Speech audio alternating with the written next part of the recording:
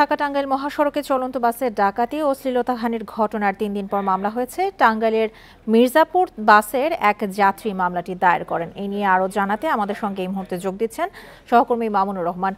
মামুনুর, মামলাটি করার পর এখন পর্যন্ত এই মামলায় কি কাউকে গ্রেপ্তার করা হয়েছে কিনা, আর এই যে ঘটনাটি ঘটেছে এর জন্য কি তদন্ত কমিটি গঠন করা হয়েছে বা অভিযানের সবশেষ কি তথ্য রয়েছে আপনি জানাবেন?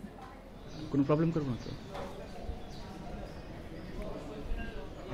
এই ঘটনায় মামলা হয়েছে ২১ তারিখ রাত ২:১৫। এই মামলায় ৮ থেকে ৯ জনকে অজ্ঞাত আসামি করা হয়েছে। আর এখন পর্যন্ত আটক বা গ্রেপ্তারের কোনো বিষয় আমরা জানতে পারিনি। কিছুক্ষণ আগে এখানে এসেছেন টাঙ্গাইলে যিনি পুলিশ সুপার রয়েছেন মোহাম্মদ মিজানুর রহমান। তার আগে আমরা র্যাবের কর্মকর্তাকে আসতে দেখেছি।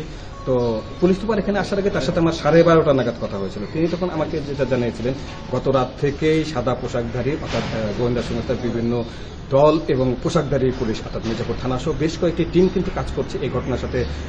যাদেরকে সম্পৃক্ত পাওয়া যাবে তাদেরকে গ্রেপ্তার বা আটক করার জন্য। তো এখন পর্যন্ত গ্রেপ্তার বা আটকের কোনো তথ্য আমরা পাইনি।